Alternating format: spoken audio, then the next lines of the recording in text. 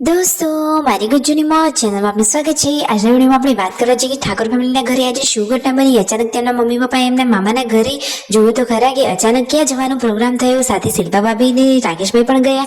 દોસ્તો ઘરે પૈસાની અછત થઈ, ઘરે પૈસા ખૂટ્યા, બધા જ લોકોના પૈસા ઇમરજન્સી માટે ભેગા કર્યા। કેટલો ફંડ થયો, કોના જોડે કેટલા પૈસા છે અને અચાનક શું જરૂર પડી, બધી જ માહિતી મળશે તમને આ વિડીયોમાં। મારી ચેનલ પર નવા હોય તો ચેનલને ફટાફટ લાઈક શેર અને સબસ્ક્રાઇબ કરી દો। Full video in life of Thakor channel દોસ્તો ફૂલ વિડીયોની લિંક ડિસ્ક્રિપ્શનમાં મૂકેલી છે, ત્યાં જઈ તમે આખો વિડીયો વોચ કરી શકો છો। આવી ટૂંકી રચોકડી લાઈવ લેટેસ્ટ ટ્રેન્ડિંગ માહિતી મેળવવા માટે કરી દો મારી ચેનલને ફટાફટ સબસ્ક્રાઇબ। તો ચાલો દોસ્તો વધારે રાહ ન જોતા વિડીયોની શરૂઆત કરી દઈએ। તમે વિડીયોમાં લાઈવ જુઓ કે આજે તો સંજયભાઈ અને રણજીતભાઈને બપોર પછી જવાની ઈચ્છા થઈ હતી સરસ મજાના ડુંગરો ઉપર, એટલે કે પર્વતોવાળી ઊંચી જગ્યાએ। તો જોવો તો ખરા કેટલું જોરદાર મજાનું મસ્ત એકદમ નેચરલી અહીંયાનું લોકેશન છે। તો અહીંયા કુદરતી એટલે કે પ્રકૃતિના ખોળે તો ફોટોશૂટ કરવાની અને પ્રકૃતિના ખોળે બેસવાની તો મજા જ કંઈક અલગ હોય છે। તો ફાઇનલી જુઓ તેઓ અહીંયા ઊંચા પર્વત ઉપર આવી ગયા છે, સરસ મજાના રીલ્સ બનાવ્યા છે અને લોકેશન પણ એક નંબરનું છે।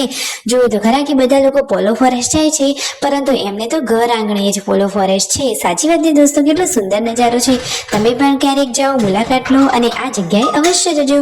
જુઓ તો ખરા કે તેઓ વિડીયોમાં આખું લોકેશન કેટલું સરસ બતાવી રહ્યા છે। ચોમાસાની સિઝનમાં તો આજુબાજુ સરસ મજાની ગ્રીનરી એટલે કે લીલોતરી ફેલાયેલી છે અને આ પથ્થરોમાંથી તો પાણી વહી રહ્યું છે। જુઓ તો ખરા કે પ્રકૃતિનો નજારો કેટલો સરસ છે। અને ત્યાંથી ઘરે આવ્યા હતા સબસ્ક્રાઈબરો આવ્યા હતા અને એ એમના માટે જોરદાર વસ્તુ લાવ્યા છે। આ શું વસ્તુ લાવ્યા છે? એ તો સરસ મજાના હોમમેડ દેશી એકદમ નેચરલી અલગ અલગ ફ્લેવરના સાબુ લાવ્યા છે। કોઈ સાબુ છે વિટામિન સી નો, કોઈ છે ગુલાબનો, કોઈ છે એલોવેરાનો, કોઈ લીમડાનો, તો કોઈ ચારકોલનો। અરે આટલા ફ્લેવર તો તમે ક્યાંય નહીં જોયા હોય। અજબ ગજબના જુદા જુદા ફ્લેવર અને એ પણ એકદમ દેશી સાબુ કે જેની કોઈ જ સાઈડ ઇફેક્ટ નથી। તમે વિડીયોમાં જુઓ તો ખરા કે કેટલા મસ્ત સાબુ છે। શું તમારે કોઈને લેવા છે? આપણે એમને આ એડ્રેસ લેવું જરૂરી બને છે કે નહીં? સાચી વાત લાગે તો અવશ્ય કોમેન્ટ કરજો, આપણે એમને એડ્રેસ પૂછીએ અને જેથી આપણે પણ આ સાબુ ઓર્ડર કરી શકીએ અને લાવી શકીએ। અને જુઓ તો ખરા કે સંજયભાઈ તો સાંજે નાસ્તા માટે શું બનાવી રહ્યા છે? એમને તો બનાવી દીધી છે ગરમા ગરમ મસ્ત મજાની મેગી। તો બધા જ લોકો સાથે અહીંયા મેગી ટેસ્ટ કરવા બેસી ગયા છે। જુઓ જેન્સો, મિતાંશ અને મિતાંશની આજે શું થઈ ગયું છે? મિતાંશની તબિયત આજે ઠીક નથી। એ તો રોજ જેવું આજે હસતો પણ નથી ને બોલતો પણ નથી। આજે તો એને તાવ આવ્યો છે, એટલા માટે એને બોલવાનું બંધ કરી દીધું છે ને એકલો રમી જાય છે। ખબર નહીં એને શું થઈ ગયું, અચાનક તાવ કઈ રીતે આવી ગયો। કદાચ વાતાવરણ બદલાયું એના કારણે એવું થયું હશે। તેમના મમ્મી પપ્પા તો ગયા હતા જુઓ એટલે રાકેશભાઈના મામાના ઘરે, તો ફાઇનલી ત્યાંથી આવી ગયા છે ને લાવ્યા છે કેળા। તો અને રાતનું જમવાનું રેડી છે। આજે તો ઘરે હલકું ફુલકું જમવાનું બનાવે છે, સરસ મજાની સાદી વઘારેલી ખીચડી, દૂધ અને રોટલી। બધા જ લોકોએ નિરાંતે સાથે બેસીને જમી લીધું। અને જુઓ તો ખરા કે મિતાંશ તો અહીંયા ખોળામાં સૂતો છે। આજે તો એ રોજ જેવી મસ્તી પણ નથી કાઢતો।